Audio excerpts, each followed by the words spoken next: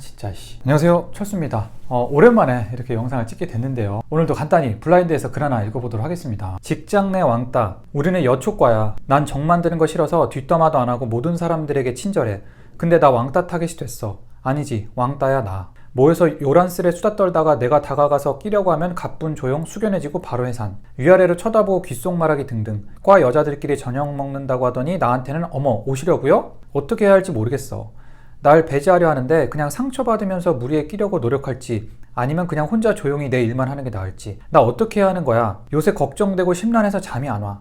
여초라고 그러는 게 아니라 어느 조직이든 다 있어. 그럼요, 저 남중 나왔어요. 왕따 당했다니까요. 원래 늑대는 혼자 다니는 법이요. 동네 똥개들이나 무리지어 몰려다니지. 그냥 끼려 하지 말고 무시해. 어차피 평생 볼 사이도 아니고. 점심 혼자 먹는 게 불편하면 운동을 다니던 카페에서 공부하면서 간단히 때우면 금방 가. 같이 어울려야 할 이유 있어? 그냥 일만 해. 그게 더 좋지 않나? 인생에 하등 도움 안 되는 잡것들일 텐데. 이렇게 생각하는 게 제3자 입장에서는 너무 쉬운데, 이 조직 안에 포함된 당사자라고 생각하면은 엮일 일이 너무 많잖아요. 업무적으로도 그렇고. 그러다 보니까 혼자서만 생활하는 게 쉽지 않습니다. 이게 소외감도 들고 불가능에 가깝습니다. 부서 이동하면 나아질 거예요. 저도 이런 적 있는데 부서 이동하면서 싹 괜찮아졌어요. 쌍들.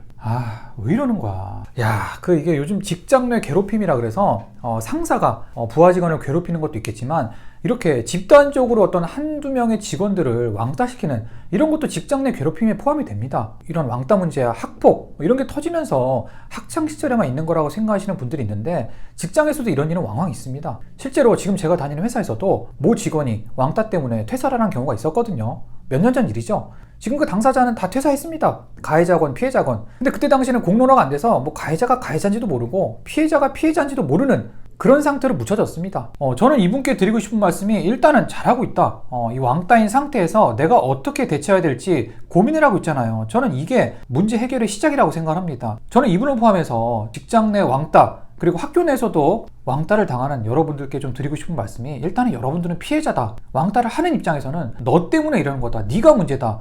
이런 핑계로 또 그렇게 정당화하고 본인들의 행위를 합리화하는데, 전 이건 무조건 잘못된 사고방식이라고 생각합니다. 무슨 일이 있어도 피해자는 여러분들입니다. 근데 아까 말씀드렸던 것처럼 저도 왕따를 경험했던 입장에서 말씀드리자면, 여러분들도 한번 생각해 보실 필요가 있습니다. 혹시나 만에 하나 나한테 잘못이 있지 않을까? 내가 어떤 실수를 하진 않았을까? 이런 고민을 해볼 필요가 있습니다.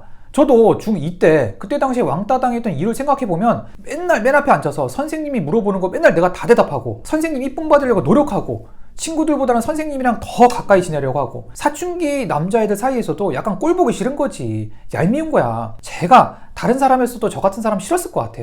그러다 보니까 친구들이 저를 약간 멀리했던 거고, 그렇다고 그 친구들이 저를 때리거나 가혹행위를 하거나 이런 경우는 없었습니다. 대신에 나랑 안 놀았던 거지. 좀 놀자고 하면 피한다거나 지들끼리만 놀러 간다거나. 저 말고도 왕따 당하는 친구 하나 더 있었어요. 그 친구는 운동을 굉장히 좋아했는데 본인이 무조건 공격수를 해야 되는 거야. 축구 더럽게 못하거든요. 근데 본인이 꼭 축구를 해야 된대. 본인이 페널티킥 다 차야 되고, 코너킥 다 차야 되고, 프리킥 다 차야 되고, 약간 호날두 그런 스타일 있잖아. 근데 그러다 보니까 다른 친구들이 걔랑 이제 축구를 안 하려고 하는 거야.